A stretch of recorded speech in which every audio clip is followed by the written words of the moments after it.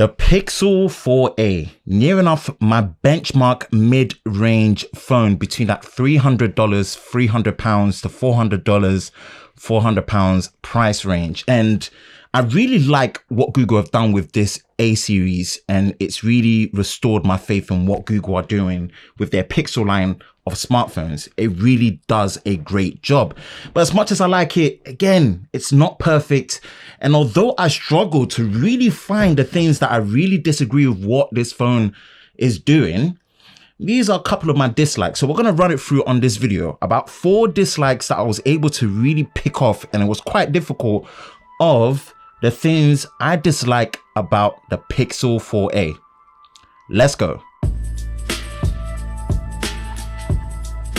Hi, Ben from Lover of Tech. If you enjoy videos like this and you're new to the channel, make sure you hit that like button, subscribe, hit that notification bell so you're part of Team TLS, the Tech Lover Squad, so you don't miss any future videos on the channel. First one from the top. It has to be the camera system, but specifically the lack of an ultra wide on the main sensor. Again, I know what's going to be said in the comment section. People are going to come firing at me. If you want the ultra wide, there is 1, the Pixel 5, and 2, the Pixel 4a with 5G. And that is absolutely true. But when it comes to the size that it comes at for a compact smartphone, having just a camera lens at the back, being a single camera shooter for your pictures and your videos, it's a bit missing. It is a bit lacking, and I would have loved more flexibility, especially when you're looking at the price range versus the competition, and even out of the price range. When you say something as compact as the iPhone 12 mini, although it's double the price, within that compact size, it does have an ultra wide angle camera. All the other phones within the competition, whether it's the Realme X55G, whether it's the OnePlus Nord, all do have ultra wide angle cameras. Now, I would still have one quality single camera than redundant cameras that don't do anything. So I'm just going to put that out there, right?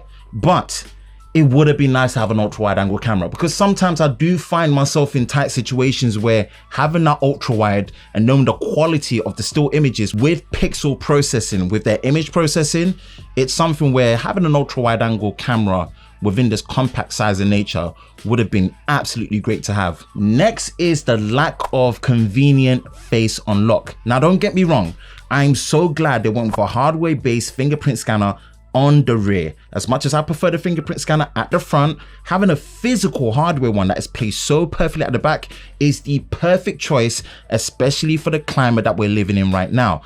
But other manufacturers allow a unsecure convenient face unlock. At this price point, it would be so good for Google to do that. It's just a software feature. I get maybe from a security perspective, it's not secure, and it's not as secure as the fingerprint scanner, or like a proper Face ID with the infrared sensors and all of those things that come on, like what you found on the iPhone 12 mini. But having a convenient face unlock can come in handy. Sometimes if you're not wearing a mask and you're indoors, you want to unlock it quickly with your face, even though the fingerprint scanner is there. Sometimes it's cold and you want to wear gloves and you don't have access with your fingers, but you've got access with your face in some capacity wherever you are.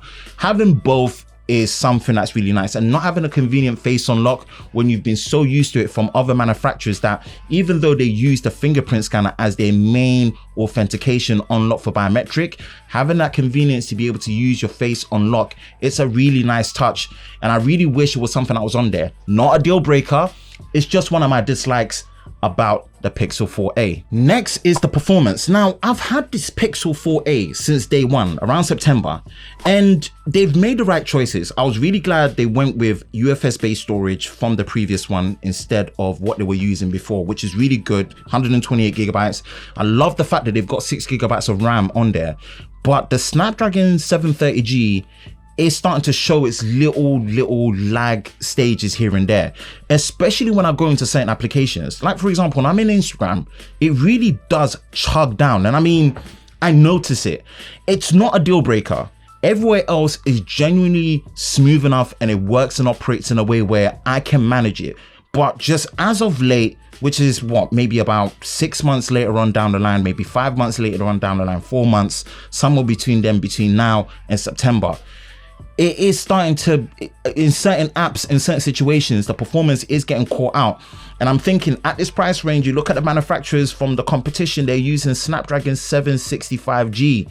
So yeah, that's just something to consider. And I'm surprised I'm noticing it, but I do notice that the performance at times when it slows down in specific apps and specific situations, yeah, it does chug.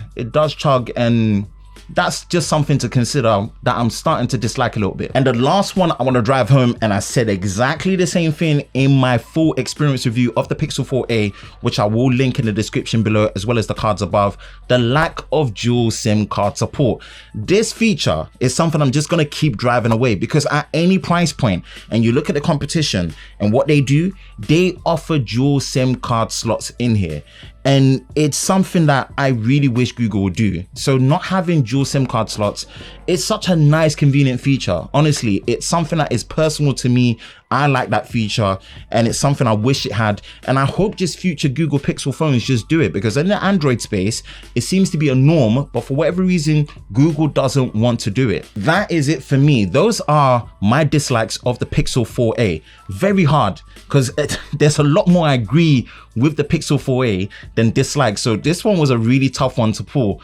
But let me see in the comment section below, if you have a Pixel 4a, if you share the same dislikes and concerns that you have with it. I don't know, it might be the same, it might be different. It will be good for me to know what your thoughts are on it. That is it for me, Ben from Lover of Tech. If you enjoy videos like this, you know exactly what to do. Hit that like button, hit that subscribe button, hit that notification bell so you're part of Team TLS, the Tech Lover Squad, so you don't miss any future videos on the channel. I hope you're all safe during this time. I will catch you in the next one. Peace.